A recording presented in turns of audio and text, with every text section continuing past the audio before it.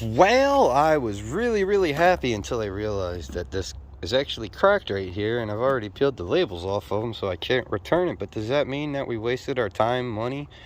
No, wasted a few dollars, because I'd have rather bought one that wasn't cracked. But time is always being wasted, so let that be up to you. So I'd say yes on both, but are we going to not use them? Absolutely not. What are we going to do today? We're going to take this lid off here, this lid off here, take this broken hunk of junk right here. So disheartening, so disheartening. Flip it upside down right there like that. Take that guy, flip it upside down there like that. And then we're going to walk on over to here and grab us some undercoating. But before we grab the undercoating, we're going to grab our drill and put some holes in it. Now, if you're using a drill bit like this, go very slow. Use very little pressure. Let it spin. If you're using a regular drill bit, spin it in reverse. It's kind of hard to do it with one hand, so unfortunately, maybe we'll try it right here like this. So I'm going to spin it really fast, but put barely any pressure on it. And this is the broken toe too. So.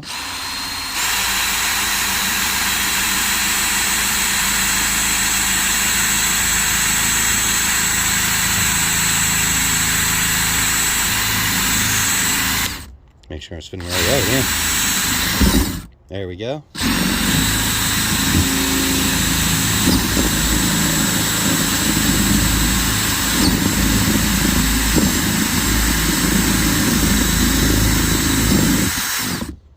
And as long as you do it like that, you won't actually crack where you're drilling at. So I'm going to do that to both of these on all four sides, and then I'll see you in a minute.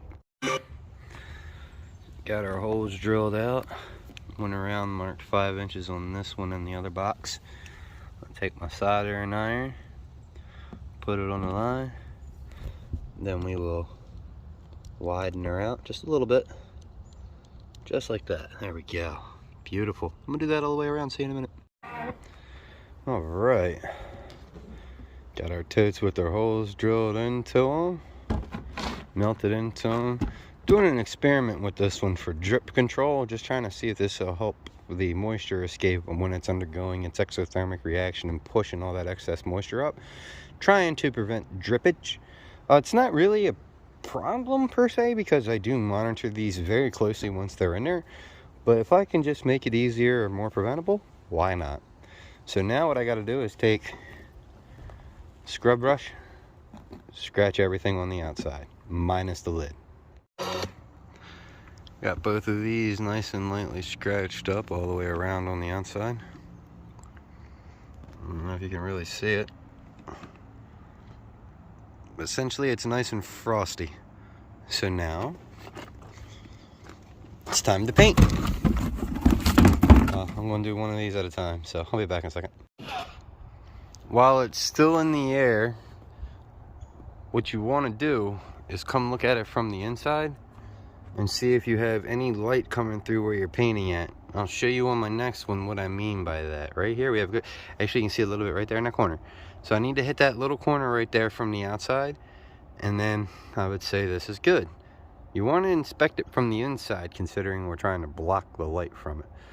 And yeah, that's that. Watch, so right there, dirty. We'll hit it real quick and see, it looks good from out here, but I don't care about drips or runs or any of that crap. Banging. I'm happy with that. So this one's good, friends. It's time to finish the other one. What we have here is a 2-to-1 mix of manure and vermiculite, roughly. 2 parts manure, 1 part vermiculite. I don't know how many quarts it is. It's about half a quart or half a bag of black cow, and then that. We're going to add some straw in here just as a filler. This does not do anything to it to get those messages. This just kind of fills it out, so to say. Kind of helps stretch it.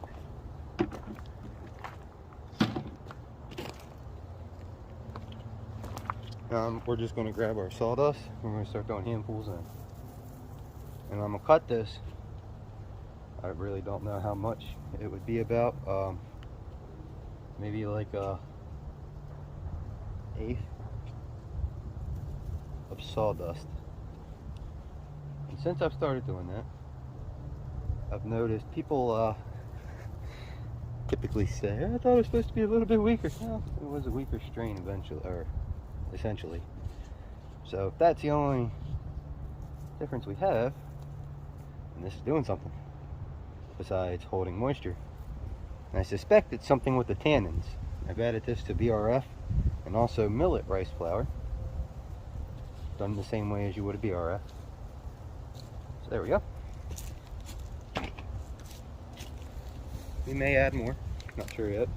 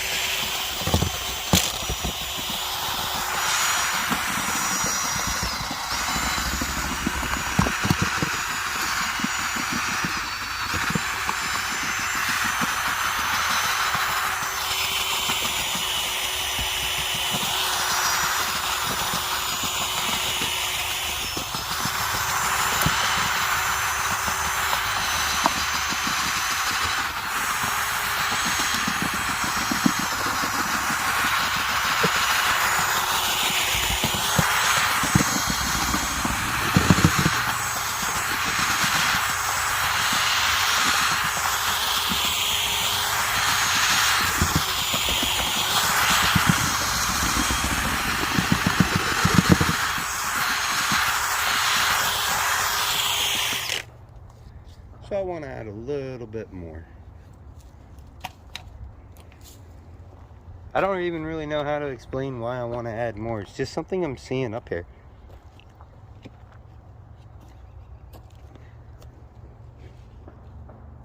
It's just like the amount of, it's too much manure in here.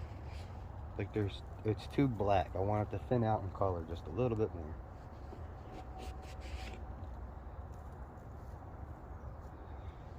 Insert cancel me joke here now, or cancel me line now.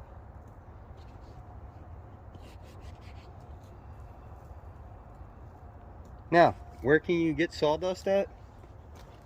It's really easy to get it free if you just stop by a lumber mill. Most of the places, they really don't charge for it. If it's like a little side of the road. Now, if it's a bigger place, they'll probably charge for it, but it's really, really cheap. I've seen it as cheap as like $10 for five gallon buckets. You take it in there and they fill it up for you. Just make sure it's all hardwood. You do not want any sawdust. If they tell you it's a mix, nope, you don't want it. And most places have it separated because of the blades that they need to use.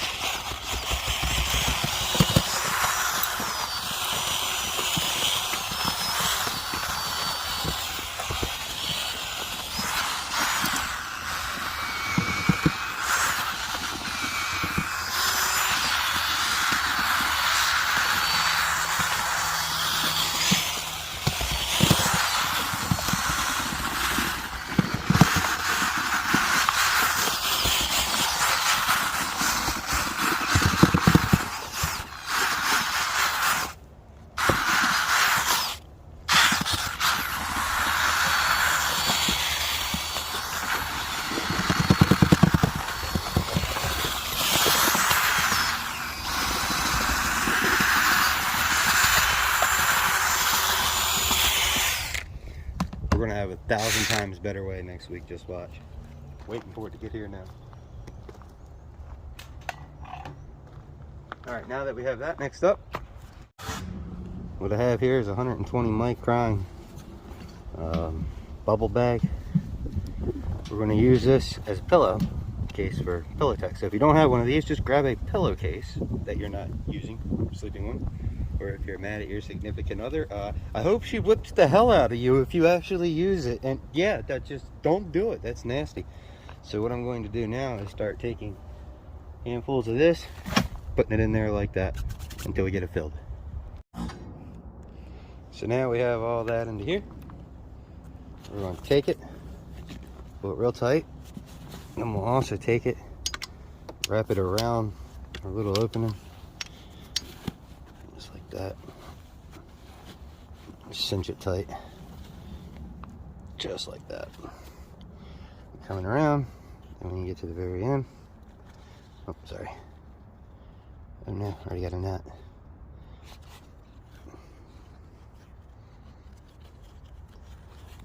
Pull it over, just like that.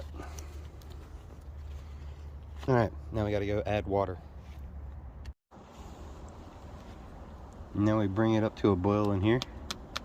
It's going to take it a while to come up to a boil because it's kind of full. So, yeah, be patient. It's actually at a boil now, but it's only boiling down here. So let it rise all the way up through. You don't want to be able to sit your hand on it like I am. Okay, that's hot right there. So we'll let it sit for about another hour, bringing it up on high, and then we'll start our timer for 2 hours. It's been out here all day. Now we can turn it off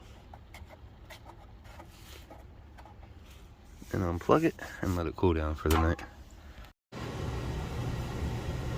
Alright, so now that we've dried it, drain the bucket out, we get to put it back into the bucket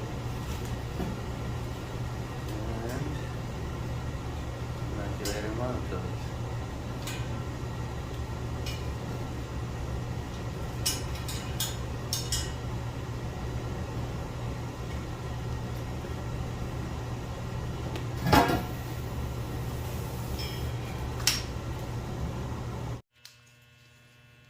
Alright, so I'm using a cat litter liner for our substrate liner.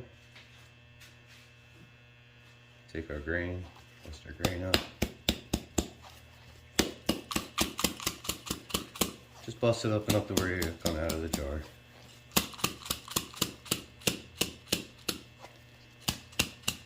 Because then we can bust it up with our hands once we get it in here.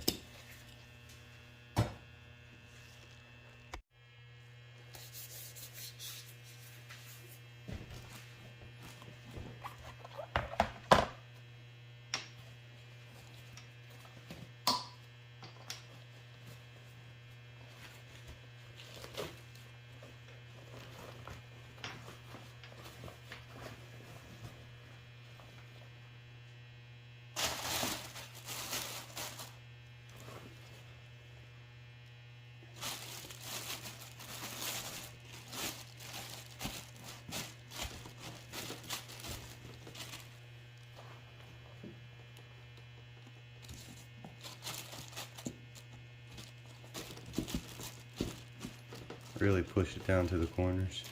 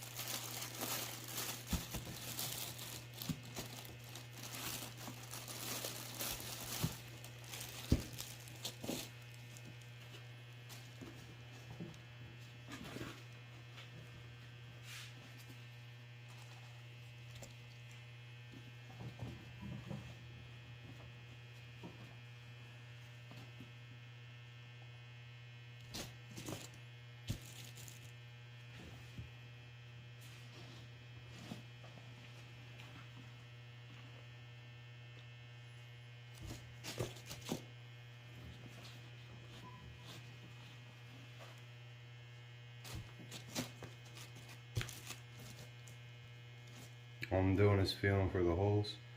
I'm gonna go up to about a ½ inch beneath them.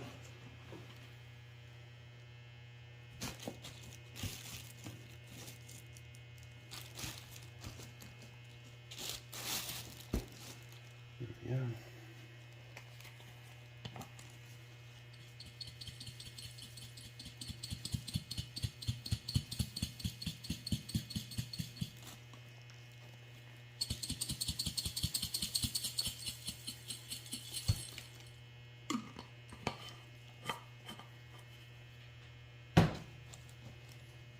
You'll notice when you first take your grain out of the jar that it's warm.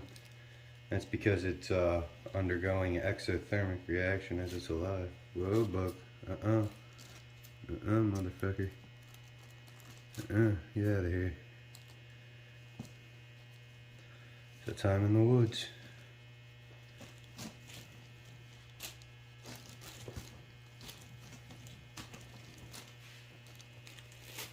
Hey.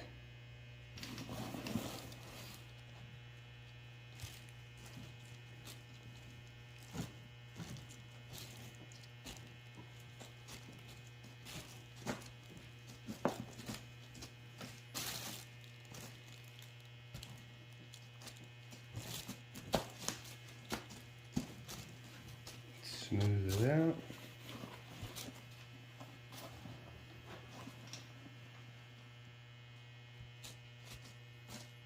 Add a layer of substrate to act not as a casing but just as a final layer.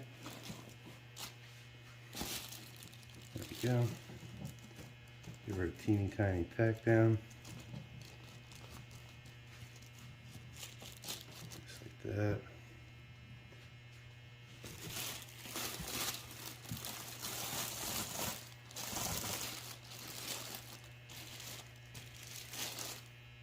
We're just going to pull it in just like that. I'm not going to close it up all the way. Just leave it just like that.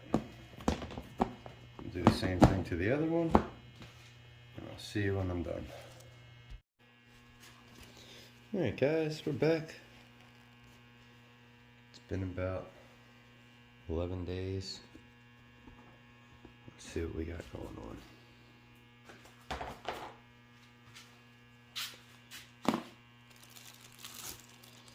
Probably gonna be stuck. Yeah, ooh. Look at that. Well, now that makes me happy. Alright, so what we're going to do now is take our knife. We're just going to come right above the surface here. Make sure we stay under our holes. Probably should get a better knife.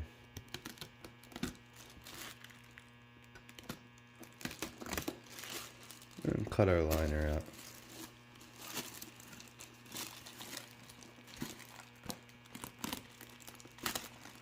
Still be careful, but you don't have to be sensitive with everything at this point because it's already colonized.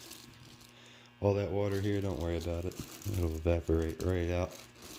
This is our one that has the slits in the lid. And if we didn't have slits in the lid, like our other one, and it's got water like this, I'll show you how we get that out. And this is really a dull knife. That's what happens with wrinkles. There we go.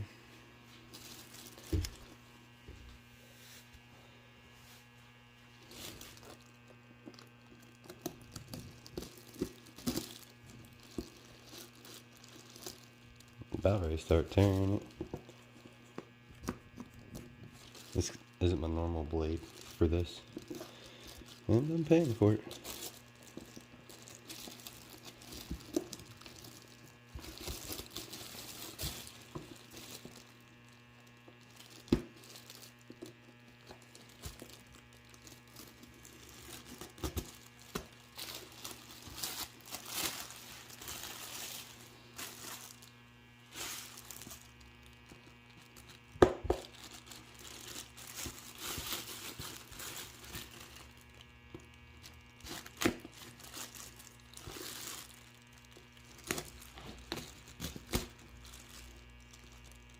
definitely getting our other blade for the other one, because this sucks.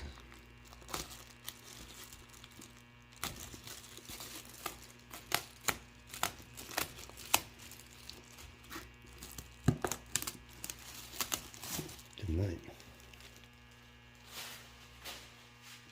Alright. There we go with that. Let's put our lid back on.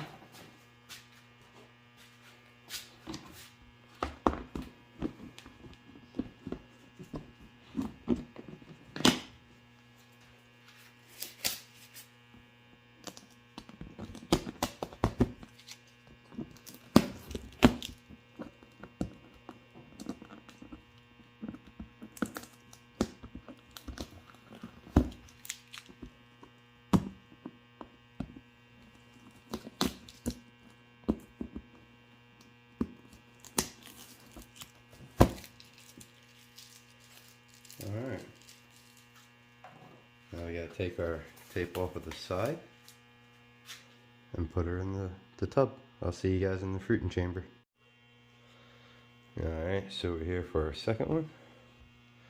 Be careful with this because it's got some water on top. Kind of expect it since we don't have any slats into it. Get that dried off before we put it back on so we don't drip. And then essentially I'll just show you guys this one, see if we passed or failed our colonization, and I'll take the rest of it from there. It looks like we have another beautiful colonization.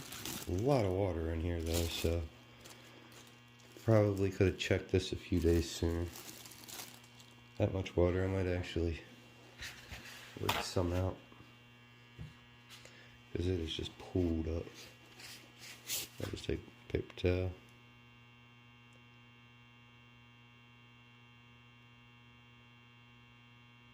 Let her wick up.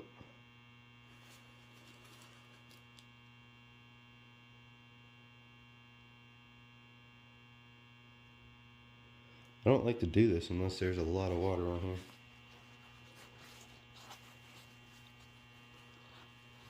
And I'm not actually touching the substrate, I'm letting the paper towel touch the puddle and wick up into it.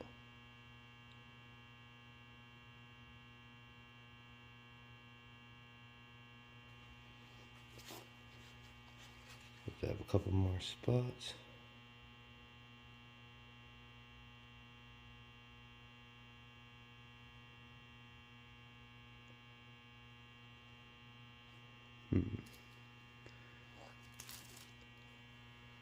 You know what? How much we got in there? Oh yeah, we got a lot right there.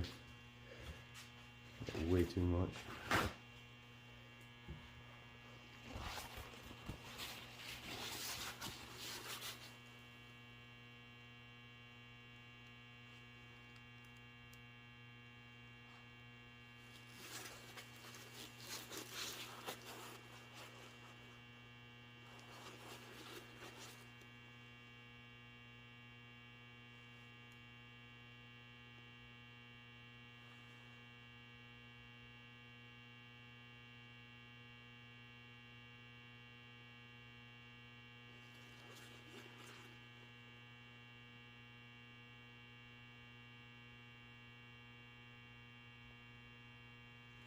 It's almost worth going to grab a syringe.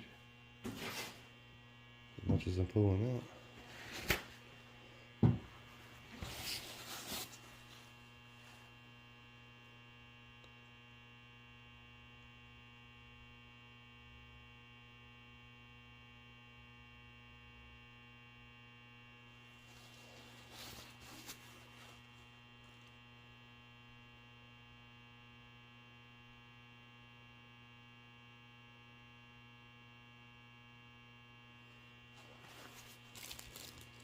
See if we can get it all over there.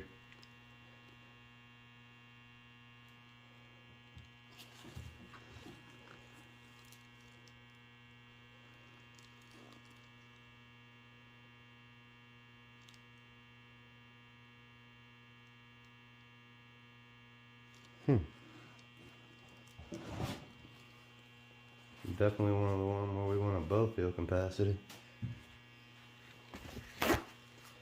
I guess that's what happens when you take a 2-month break for the season.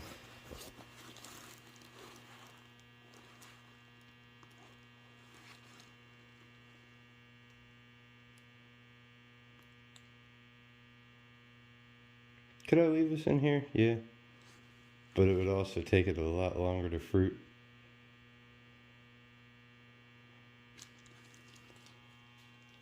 Especially with this one being the solid lid. So we got a little bit of bruising going on right there.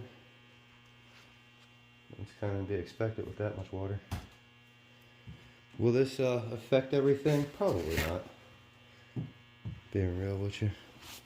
Probably isn't going to be that much of a big deal. It may take it a day to recover once it evaporates off some.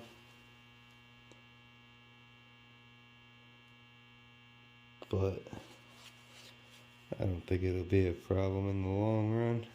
I mean, we still got a lot of diamonds. Alright, let me get this bag cut off and then I'll show you what it is before we put it into the tent. And some of you will ask, what is my normal blade? This is it. Alright guys, so we got our fresh air holes off. Polyfill about 60%. She's looking good. Let's go put her in the tent with the other one and we'll keep track of it.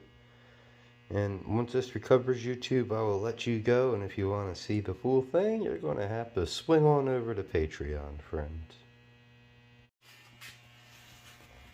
Alright, so now we got our totes in the tent. And what we're going to do with this one, take our lid off and we're going to sit it sideways. Just like that for about 2 days and let some of that moisture come out.